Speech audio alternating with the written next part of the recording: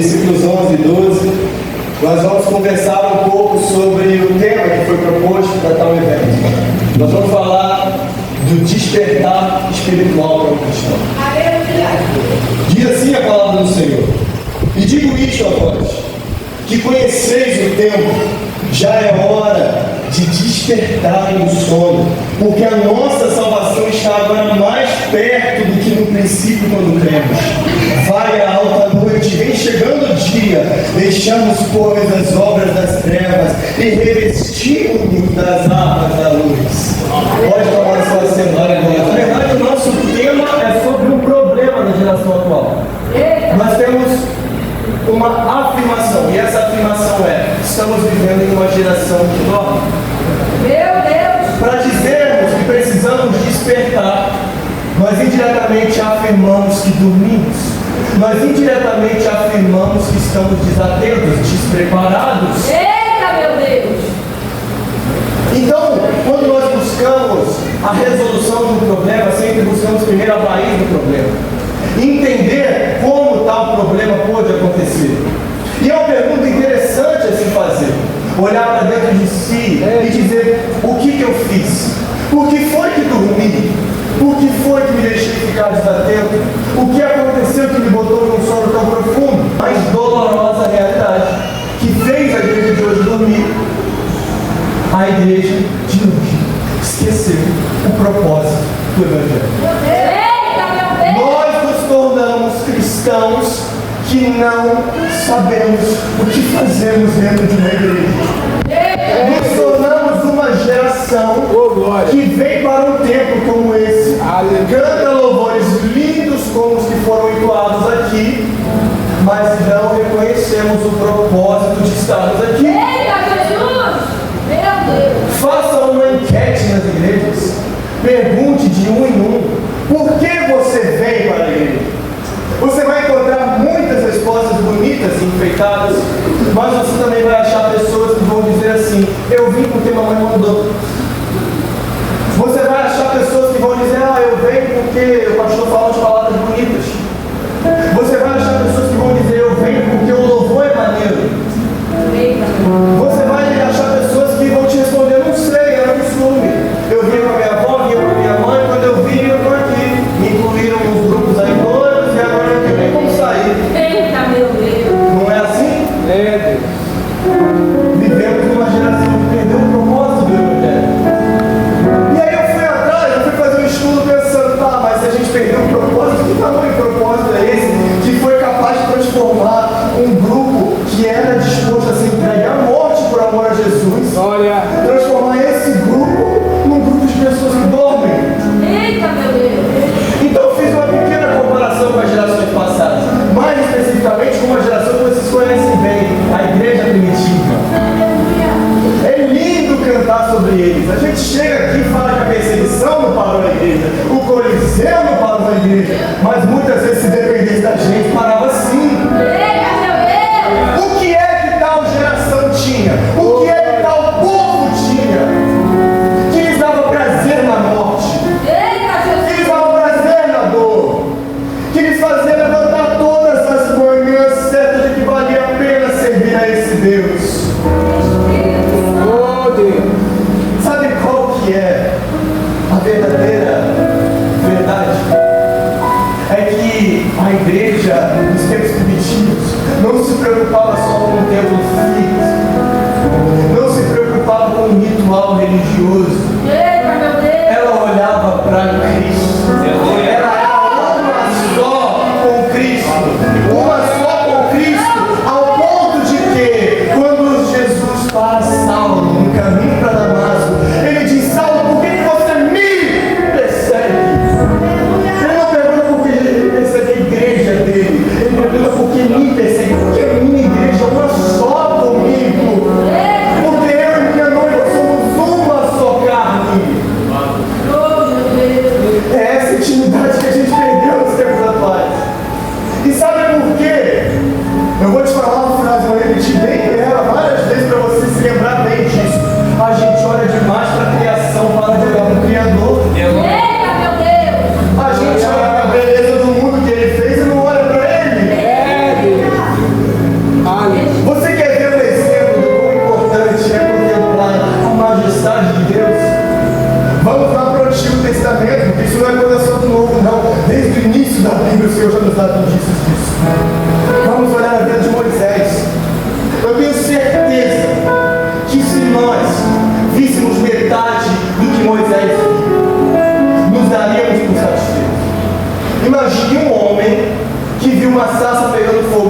consumir. Saía dela uma voz que me chamava pelo nome e dizia: através de você eu vou salvar o meu povo. Eita, meu Deus. Glória. Imagine um homem que, ao estender o seu cajado sobre o mar, viu o mar se dividir em dois. Imagine um homem que viu chover alimento do céu. Aí esse homem viu o que muitos de nós estaremos satisfeitos em ver. E chegaremos num ponto alto o suficiente, onde as nossas orações não seriam mais buscando algo novo. Chegou num ponto alto o suficiente que muitas das vezes nós falamos: Jesus, tá bom. Agora eu fico sentado aqui desfrutando do que você já me deu. Meu Deus. Mas não! Depois de ver tantas maravilhas, Moisés para e pensa: se suas glórias, se suas obras são tão gloriosas, se seus atos são tão lindos, se seu poder é tão imensurável, quão glorioso deve ser o Senhor. Então, Deus, faça-me um favor, se não for pedir muito, mostra-me a sua glória. Deixa eu contemplar face a face. Olhe para todas as obras que fizeste na terra. Pensei: se suas obras são tão gloriosas, imagine a majestade do meu Criador. E aí, conjecturo eu, Moisés, da pura ansiedade, quase teve um ataque no coração. Pensando: eu vou pedir para Deus, eu vou pedir para Deus, vai ter vídeo. Vai ter hoje que eu vejo, Senhor.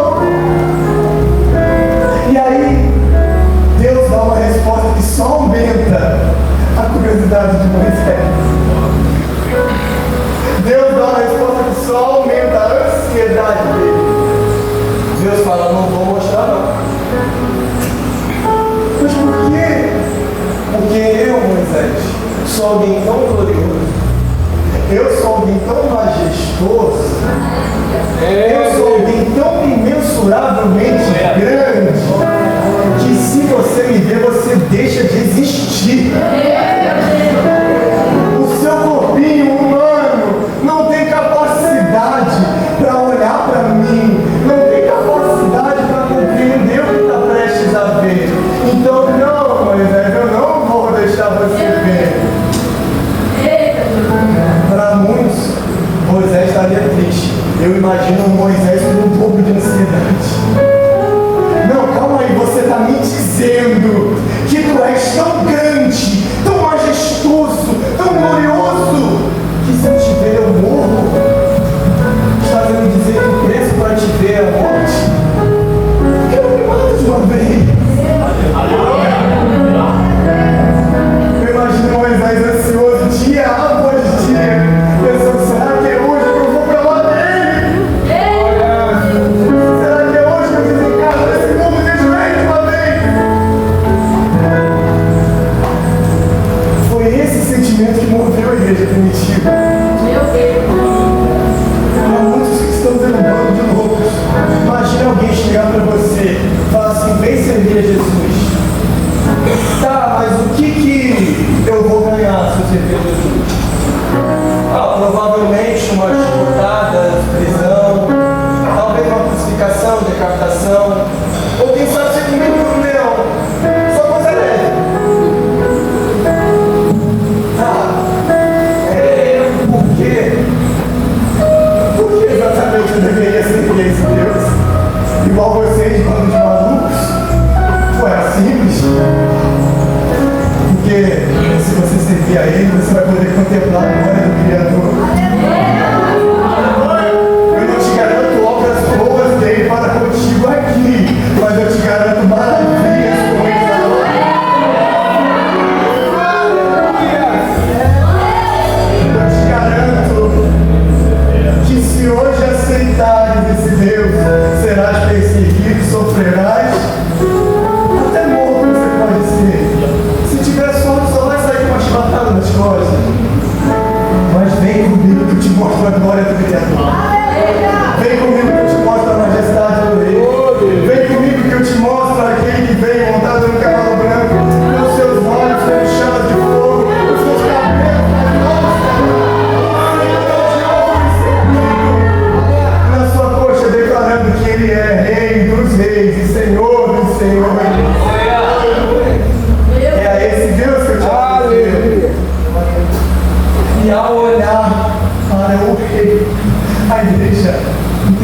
tudo como perda. Não é a gente que canta que se eu não tenho a ti, não tenho nada.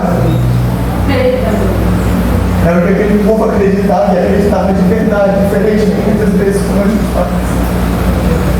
Aquele povo acreditava fielmente nisso, a ponto de vender o que tinha e dar para os pobres.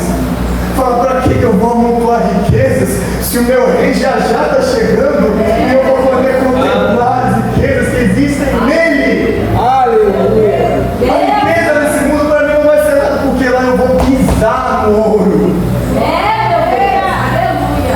E é esse sentimento que em nós se perdeu. É esse anseio por ver a face do Criador que com o tempo nós perdemos.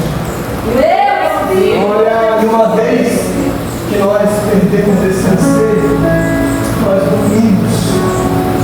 Porque a nossa fé virou nada mais do que uma moeda de troca. A nossa fé se tornou nada mais que um costume. A vida de Cristo tornou-se uma piada. As igrejas tornaram-se casas de choro. E nós dormimos. Mas nós cremos que hoje é uma noite diferente.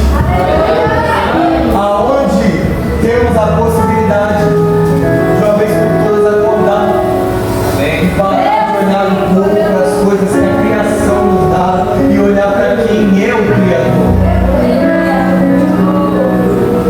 E sabe o que eu acho lindo? É que quando nós olhamos para algumas das palavras de Paulo, nós vemos Paulo trazendo o Evangelho não para o futuro, mas para os dias de hoje. Eu acho isso muito interessante porque quando nós olhamos para a situação de muitos cristãos, nós vamos ver uma triste situação aonde acredita-se que a palavra de Deus é algo que se joga no futuro, aonde acredita-se que o Evangelho é uma coisa que é melhor viver quando eu estiver mais velho, porque quando eu estiver com o pé na cova, eu aceito Jesus, vou para o céu e ainda curti a minha vida. Olha que maravilha! Nós começamos a entender que ver a Cristo é uma recompensa futura. Quando ver a Cristo é uma recompensa sendo vivida hoje. Porque Paulo vai declarar em uma das suas cartas: o mesmo Espírito que ressuscitou Jesus Cristo dentre os mortos habita em cada um de vocês que o servem. E desde agora, a coroa da justiça já me está separada, mas não só para mim, mas para todo aquele que declara Jesus Cristo como seu único e suficiente Salvador. E o próprio Cristo a colocará em nossas bênçãos. Então, amados, é um tempo de despertar desse sonho. É um tempo de entender o propósito que se perdeu e nos fez dormir. Hoje tem que ser recuperado dentro de nós, para que hoje ainda nós possamos voltar. Porque o nosso amanhã não existe ainda. Eu não posso te garantir que você vai levantar da cama amanhã para declarar Jesus como seu único e suficiente Salvador. Eu não posso te garantir que você vai ter tempo amanhã para voltar para a tua rotina de oração. Eu não posso garantir que você vai ter tempo hoje ainda mais tarde para esse culto terminar e dizer assim: Pai, eu me perdoo porque eu me arrependo dos meus pecados. O momento é agora.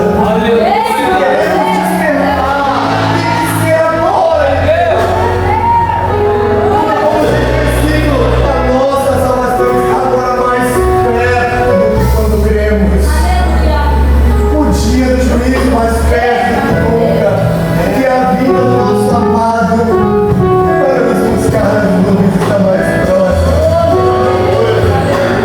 E uma vez que entendemos o propósito, uma vez que despertamos, é hora da parte um tanto quanto chata, é hora de seguir os passos dele.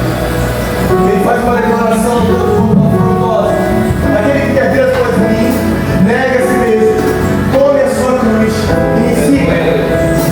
É uma palavra muito bonita que a gente usa com o bordão muitas vezes. pecado. Muitas vezes a gente toma para si que negar a si mesmo está incubando apenas a nossa natureza pecaminosa. Negar a si mesmo é negar a minha vontade de pecar. Quando negar a si mesmo vai muito além de tal coisa. Negar a si mesmo é sobrevoar todos os dias de dominar. E se olhar no espelho e dizer a sua vontade não me interessa. Os seus sonhos não me interessam. O seu querer não é nada.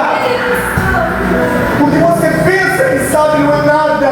Aleluia. O que interessa é o que não isso é negar a si mesmo. Eu entendi que eu até posso sonhar, mas o sonho dele para mim é prioridade. Eu entendi que eu até posso querer, mas o que ele quer para mim é prioridade.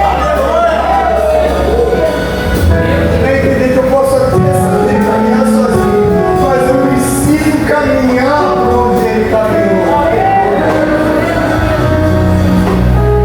E aí você me diz, ai pregador, mas isso é um muito pesado. Dizer que eu tenho que negar todo o meu eu, toda a minha vontade, todo o meu querer, todos os meus sonhos. Como que eu vou seguir por esse caminho? Sabe, parece difícil, mas a verdade que eu tomei um tapa na cara quando descobri é que não é difícil, a gente é fraco. A gente é fraco. Sabe por quê? Sabe por que é fácil? Porque o próprio rei já abriu o caminho. E tudo que eu possa reclamar nessa terra, ele passou também. Sabe, amados? Às vezes a gente está na caminhada e ele fala que está doendo. Jesus vem e fala para você, também doeu para mim. Meu Deus, Jesus, eu estou sendo rejeitado. Pô, meu filho, eu também fui. Jesus, ninguém quer ouvir as minhas palavras. Poxa, não me dão ouvidos até hoje. Você acha que vão ouvir você? Meu Deus. Jesus, a cruz é muito pesada. Pois é, a cruz é pesada, filho, mas aqui eu carreguei os seus pecados de mundo inteiro. Você quer competir com essa cruz? Você quer ver o tamanho do sacrifício médico? Existe uma condição médica para estresse extremo. Em um momento de estresse extremo, os vasos sanguíneos do corpo humano se rompem e o sangue escorre pelos poros junto com o suor. Aí você abre a Bíblia de Jesus no jardim de Getsemane e seu suor caía como sangue da terra. Imagine o tamanho de estresse que era ter o seu pecado nas costas dele. Às vezes eu penso, Senhor, se o meu pecado já é tão pesado, imagine na terra. Imagine tudo o que você fez, faz e vai fazer em cima de um único homem. Foi o que Jesus suportou naquele momento. E no momento de dor, Jesus levou a si mesmo. Porque disse, Pai, não seja feita a minha vontade, mas a tua. Mas quantas vezes a gente não bota o joelho no chão e fala, Pai, seja feita a tua vontade, mas se puder dar um jeitinho, se puder dar uma segurada, se puder olhar esse plano aqui que eu escrevi bonitinho para você, eu gostaria muito. A gente desaprendeu a negar a si mesmo. A gente não tem mais coragem de deixar na mão dele. Quando ele, com o peso do pecado do mundo inteiro, negou a si mesmo e fez o que era a vontade do rei. E sabe, amados, quando nós passamos por esse caminho, a gente passa por muita dificuldade. Como eu disse, ele também passou pelas mesmas. E quando a gente diz, Senhor, eu estou chorando, a gente abre o livro o menor versículo da Bíblia, Jesus chorou. E a gente diz assim, Senhor, eu estou sofrendo porque depois que eu comecei a te servir, eu fui abandonado, Jesus. E todos que estavam ao meu lado me deixaram. Ele chega para você e fala, filho, lembra quando eu estava na cruz? Você lembra qual foi o berro que eu dei? Eli, Eli, dá massa para mim. Deus meu, por que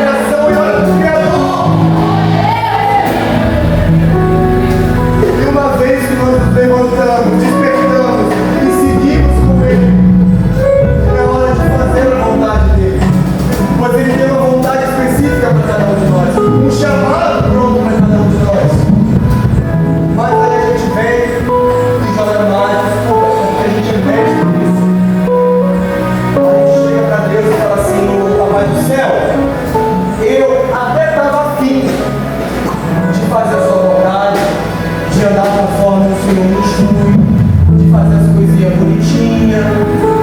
Eu não sei o que o Senhor quer de mim. Eu não sei o que você quer que eu faça. Aí como é que eu vou viver certo?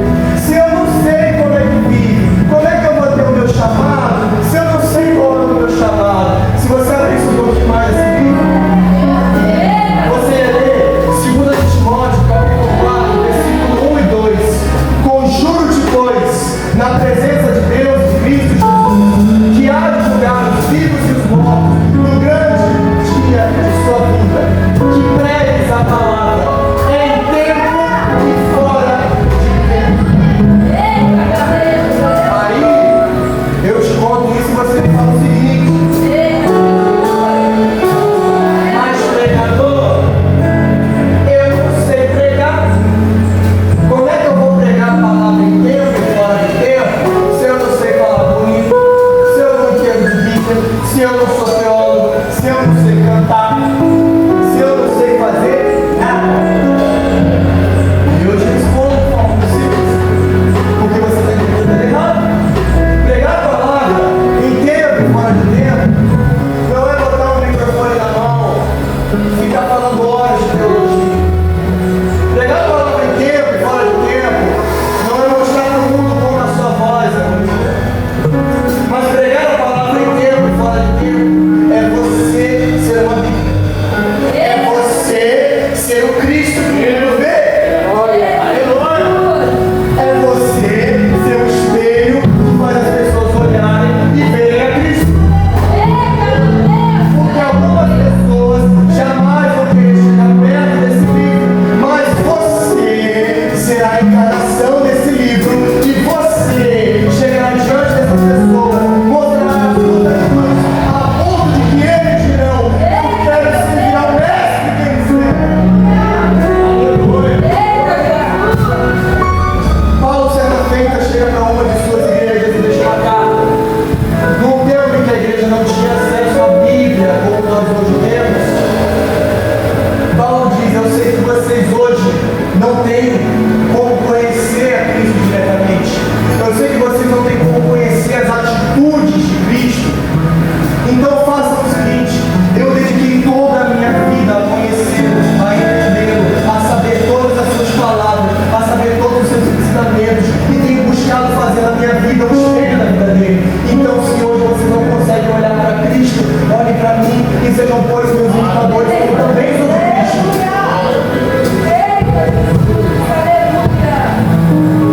Paulo diz que nós devemos ser. Você precisa ser a Bíblia que os seus amigos têm.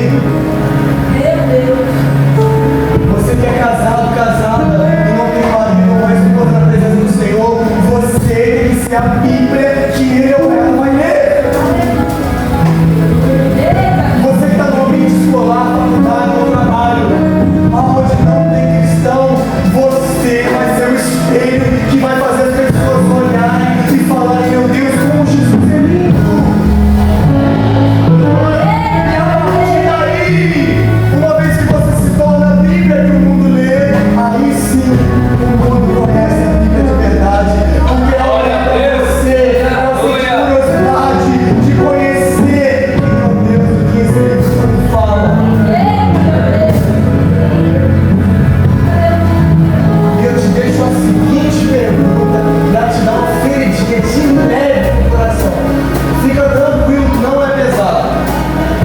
Te faço a seguinte afirmação: se imitarmos a Cristo, chegaremos a Deus. E te faço a seguinte pergunta: se hoje te imitarem, chegarão até Cristo? Vou repetir. Se você fizer tudo o que Jesus fez, você verá Deus face a face. Aleluia. Mas se fizerem tudo o que você faz, verão Cristo, chegarão até Cristo, receberão Cristo, se converterão a Cristo. Jovem, isso é uma coisa que eu vou falar, não é pesado, mas sempre para mim também vai comigo. Eu chorei muito no quarto pensando nisso.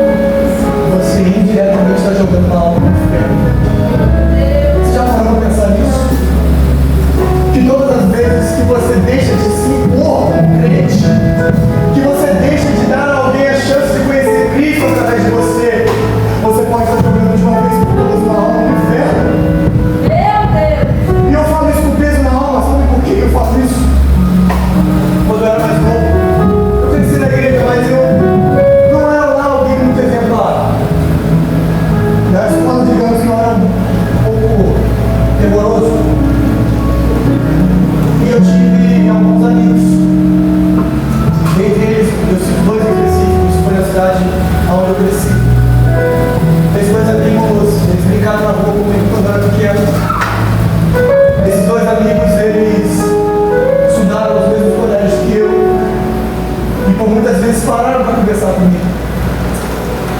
E se minhas atitudes daquele tempo fossem boas, talvez eu teria capacidade para olhar para eles e falar: irmão, vem para a igreja comigo. Eu não tinha ponto. Mas eu não tive. Até porque é meio vergonhoso a gente falar que é crente, né? Meu Deus. Ambos os garotos se envolveram com tráfico de drogas. E hoje ambos estão a 7 palmos do chão. Meu Deus. Foram brutalmente assassinados aos 19 anos de idade. Foram meus amigos. Andaram comigo. Eu vi o que falar. Mas eu não tive coragem de me impor. Eu não tive coragem de ser uma Bíblia para eles. Meu Deus. Eu não tive coragem de um dia chegar e falar: irmão, isso não é vida não. A gente morava no mesmo bairro, e quantas vezes eu passei na frente deles. Eu podia ter dito: vamos no culto comigo, vai ter culto de jovem da minha igreja, vamos lá comigo. Mas eu não fiz. E hoje, eu se encontro mais de nós. E eu carrego uma parte da culpa de saber que se eu tivesse tomado a atitude certa, talvez ambos podiam estar na glória agora, abraçados com Cristo, como eu gostaria de estar. Jovem, não deixe de pregar em tempo e fora de tempo. Aleluia. Não deixe de ser a Bíblia que o mundo lê. Não deixe de refletir Cristo nas suas atitudes. Deus, Filho, aleluia. Seja pronto, não só por si, mas também para os outros, para que quando aquele dia chegar e esse dia está perto, a gente não suba sozinho. A gente possa subir de mão dadas com os nossos irmãos, com os nossos discípulos da fé, dizendo: eu sou grato a Deus porque você está aqui através de mim. Glória a Deus! E esse dia é chegado. E nós não podemos temer esse dia, nós temos que ter ansiedade por esse dia. Deus, Filho. Sabe o que eu acho muito triste? Chega para a juventude de algumas igrejas hoje e fala assim: Jesus está voltando. Você vai ouvir gente falar assim: Deus me livre. Pode voltar agora não. Se voltar agora está ruim. Eu ainda estou meio novo. Ainda tem uma coisinha ou outra para ajeitar. Às vezes você vai chegar e vai falar assim: Jesus está voltando. Aí a pessoa fala assim: pô, não pode não, nem casei ainda. Volta agora não, Jesus. A gente dá mais importância para chegar na hora para ver ele. Meu Deus. A gente dá mais importância para o mero casamento do que para o pódio da trombeta. Se hoje Deus não ignorasse esse tipo de declaração da nossa parte, se a sua misericórdia não fosse tão grande, eu imagino que ele nos jogaria no inferno de uma vez só. Meu Deus. Porque imagine Jesus chegando